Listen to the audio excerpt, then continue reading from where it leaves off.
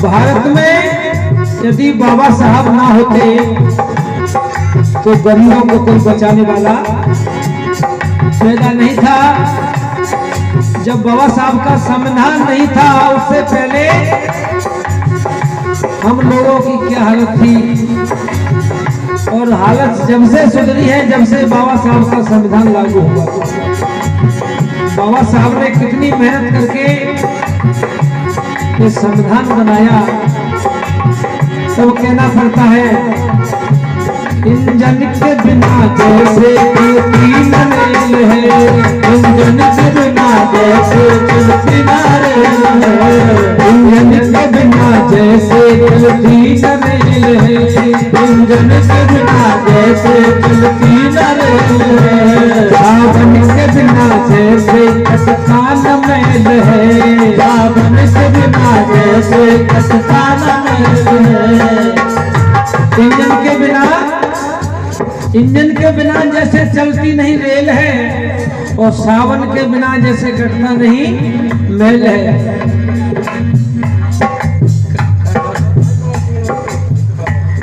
और सम्मानीय राजकुमार सिंगल बस्ती अजीतपुरा वाले पारा जी ये 50 रुपए का पुरस्कार दे रहे हैं। एक बार इनके लिए जोरदार तालियां हो जाए पारा के लिए। इंजन के बिना जैसे चलती न रेल है,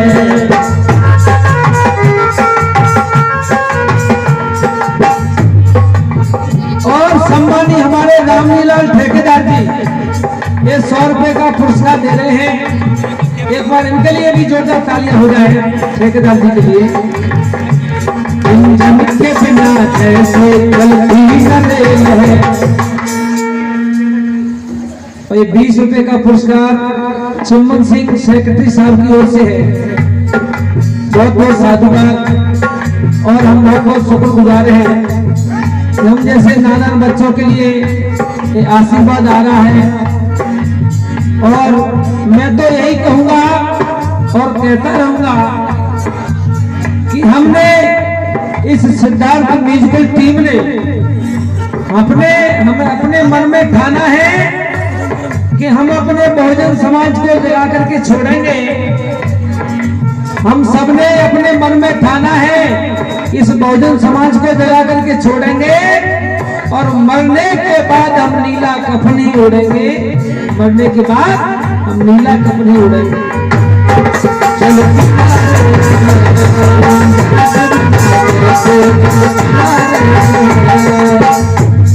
मैंने कहा इंजन के बिना जैसे चलती नहीं रेल है, सावन के बिना जैसे कटता नहीं मैल है। अच्छे विधान के बिना शासन भी फैल है, अच्छे विधान के बिना शासन भी फैल है। बाबा साहब का संविधान चाहे कितना भी अच्छा हो, लेकिन बुरे लोगों के हाथ में है तो वो संविधान गलत साबित होगा। अच्छे विधान के बिना शासन भी फैल है, अच्छे विधान के बिना शासन भी फैल है। एक कानून का वो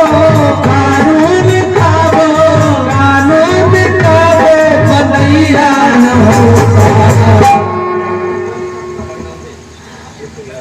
और जो 110 रुपए का पुरस्कार परम सम्मानी हमारे तो कि कानून का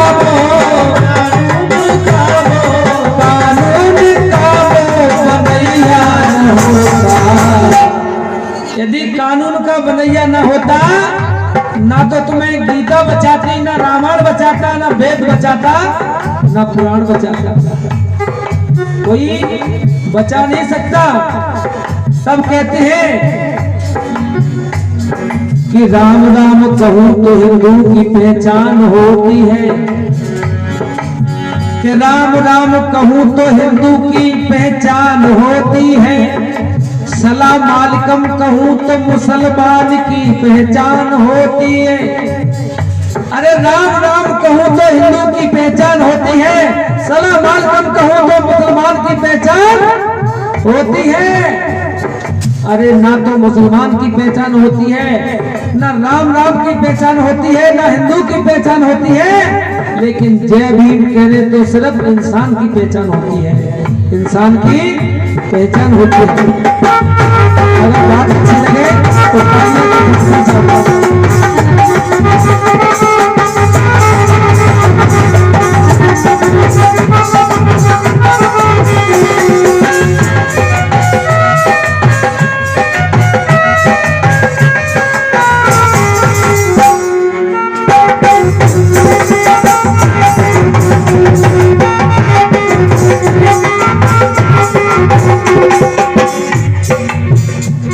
और क्या है समझना। कबीर साहब ने लिखा था दोहा में कि एक बूंद से जगत समूचा, ये पूरा संसार एक बूंद से पैदा है। एक रास्ता आने का है, एक रास्ता जाने का है। एक बूंद से जगत समूचा, और कौन है ऊंचा कौन है नीचा। तो बाबा साहब ने संत कबीर साहब को गुरु माना, महात्मा ज्योतिराव फुले को गुरु माना, और भगवान बुद्ध को गुरु माना। क्या बाबा साहब ने जब वर्षों से सूखी बगिया पड़ी थी, हमारे गरीब लोगों पर अन्याय अत्याचार होता था, तन तो था हमारा, शरीर था, लेकिन हम अपनी मर्जी से कोई काम नहीं कर सकते थे। तब बाबा साहब ने क्या काम किया? भारत की बगिया को भीम ने सींचा है, भारत की बगिया को भीम ने सींचा है, भारत की बगिया को भीम ने सींचा है, भारत की बगिया को भीम ने सींचा है। और कौन ऊंचा है यहाँ पर कौन नीचा है, कौन ऊंचा है यहाँ पर कौन नीचा है, कौन ऊंचा है यहाँ पर कौन नीचा है। इंसान मानव जाति एक है। ये चालाक खोपड़ी वालों ने यहाँ मानव मानव में भेद कर दिया। कैसे कर दिया? किसी को तो नीचा बना दिया, किसी को ऊंचा बना दिया। और इंसान जन्म से महान नहीं होता, इंसान कर्म से महान होता है। तब कहते हैं कि जीवन जीना आसान नहीं होता, जीवन जीना आसान नहीं होता, और बिना संघर्ष के कोई महान नहीं होता। अगर किसी गाय के शब्द अच्छे लगे, अगर शब्दों में दम हो तो आप ताली जरूर बजा दें। तब कहते हैं कि जीवन जीना आसान नहीं होता, और बिना संघर्ष के कोई महान नहीं होता, और बिना गुरु के ज्ञान नहीं होता। भारत की बगिया को भीम ने सींचा है, भारत की बगिया को भीम ने सींचा है। कौन ऊंचा है कहाँ पर कौन नीचा है, कौन ऊंचा है कहाँ पर कौन नीचा है। सबको बराबर यहाँ पर मिलती शिक्षा है, सबको बराबर यहाँ पर मिलती शिक्षा है।